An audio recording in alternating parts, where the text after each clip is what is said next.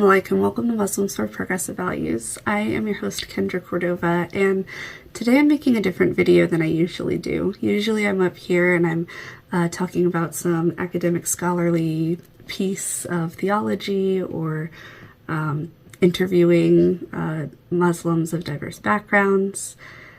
Today, though, I just wanted to check in with the viewers and let you guys know that if you're feeling sort of overwhelmed with some things that are going on in the world right now, especially from a progressive viewpoint, if you're feeling scared, I just want you to know that I feel it too, and many people do, but more than that, I think this is an important time as Muslims for us to practice turning to Islam, turning to Allah for that strength. So today I just have 3 little pieces of wisdom for you to give us some hope as we go forward from here on out. So the first one is just going to be a quote I'm sure you've heard a million times, but I still find it extremely inspirational. And then the other 2 things I'm going to show you are actually from one of my favorite spiritual books. It was the first Islamic book I ever read before I ever became a Muslim, before I even read the Quran. And it's called Inside the Soul of Islam. This is by Maumoon Youssef, and it's beautiful. It really talks about sort of the internal emotional aspect of Islam. So there are 2 amazing things from there I want to share. But first, that quote. So this one is from Rumi, of course, right? Like everybody loves Rumi. You might have seen the quote. It says, if everything around you seems dark, look again, you might be the light. And of course, we want to connect with that. But if we're feeling sort of down and dark, it can be hard to feel that, like, I'm the light. Like, I don't feel like a light. I feel dark. I feel scared or sad. And so I just want to remind you guys that when we look up towards leaders or leadership in our lives, you know, and they're not providing the social justice, the kindness, the compassion, the courage to stand up against some of the darker things in the world, this quote reminds us that we can be the light in that darkness. We shouldn't always just be looking up to the leaders to provide us that light, but that every day when we go out into the world, we can be that light for someone. We can step up and be that light in the world. My sister used to sort of tell me, because I'm an artist, I do paintings and I've been in shows, and I'm also a writer, and I'm always creating all of these things. Whenever we would go out shopping, you know, and I would be like, you know, I really wish they had like a picture like of an elephant or whatever, but in this certain color. She would just look to me and she would say, then just paint it yourself. And that's sort of this quote here, is that if everything around you seems dark, you know, remember that you can be the light. If there's something missing in the world, go out and make it, you know. And that's sort of like why we're making this channel, because I remember when I was a new Muslim as a progressive, I had trouble finding some of the content and the information that I was looking for as I was growing in Islam as a progressive. And so making these videos, I thought would, you know, help Muslims who are looking for that to have it. So if there's something in the world that you want to see light up the world, just remember to be that light. So for the last 2 things, let's turn inward now to sort of how can we connect with Allah? How can we find faith and hope and strength during all of this that's going on?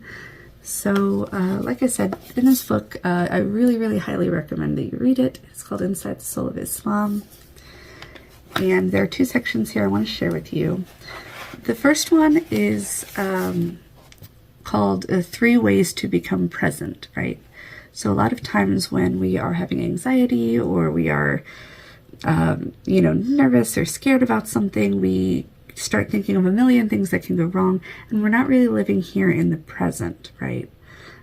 Practicing mindfulness. And these 3 steps here that he has for how to become present actually come from Islamic teaching, where it is said that when you, this is a saying of the Prophet, right? When you go to pray to Allah, that you pray to Allah where even though you can't see him, know that he sees you. So a lot of times as things around us, and you're looking for this faith, you're looking for Allah and everything, these 3 steps help taking that phrase into these 3 steps. So the first one being to worship Allah, right? To pray to Allah, worship Allah. So that's the first thing, to be present, right? Is to look for God, speak to God, like build that connection with God, spiritual presence here, right? So pray to Allah, right? And then it goes on to say, as if you see him though you cannot. That's step 2, right? As if you see him though you cannot.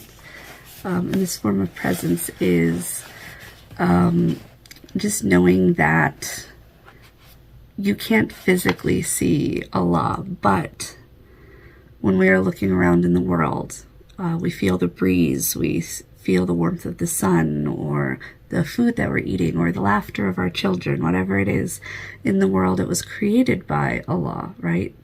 And so all of these beautiful blessings, even if they're small, even if they're just super tiny little things, that is Allah, right? And so as if you can see him though you cannot. So worshiping God as if you can see him although you cannot. Looking for not being able to see Allah, but sort of like the blessings in your life, looking and paying attention to those, being present in the moment with those. And then finally, step 3 being, of course, knowing he can see you, right? So although you can't see him, he can see you. So at all times, just remembering that you're not alone, that Allah is there. Allah can see you, knows what you're thinking and feeling and going through. And if we are praying, making dua, meditating on sort of that mindset there, those 3 sections of that mindset, it can really help us to stay present and stay connected to Allah, even when we're not really feeling that. And finally, the last thing here that I want to share with you guys from this book is at the end of this book, it explains how we are actually the soul of Islam and what that means. So, a lot of people, again, like to think that Islam, as I've said, is just a checklist of things you do. And if you do that checklist, then, you're perfect, you're fine, But that it's more of this internal connection and struggle, because Allah cares so much about intention. And of course, if we're feeling down, if we're feeling scared, if we're feeling depressed, going through a checklist isn't necessarily going to fill that void. It's not going to help us emotionally. If we don't have that intention, we don't have that deeper connection. So as we look around the world and we try to connect to Islam, this section here is just a reminder that we can create that soul of Islam. We are living it, and it's living it that is what Islam is about. So here he has a short little list of what it means to be the soul of Islam. So he says, it happens every time you show loving kindness to creation and receive the loving kindness of the divine. It happens every time you attempt to deepen your knowledge of Allah and are continually transformed with the gift of divine insight. It happens every time you spread the greeting of peace with a smile. It happens every time you inculcate intense presence and enter Allah's presence. It happens every time you remember Allah in secret or declare his greatness from the top of a mountain. It happens every time you speak truth despite your fears, and it happens every time you show resilience in the face of adversity. It happens every time you take inspired, imperfect action to benefit those around you, knowing the spiritual reality that through service you're benefiting more than them. It happens every time you pause for long enough to be overwhelmed by the beauty of the world and feel abundant gratitude for it. It happens every time you continue to struggle and fight the good fight, knowing that the reward is in the effort and the results are with Allah. It happens every time you transcend denial, accept truth, and save yourself and those around you from harm of your own misunderstanding. It happens every time you let go of the illusion and so are purified and spiritually transformed. And it happens every single time you drop guilt by remembering that the worst thing you've ever done is minuscule in comparison to the magnitude of the all-forgiving. So I hope that some of this has helped. If you're looking for an uplifting book, I definitely recommend that one.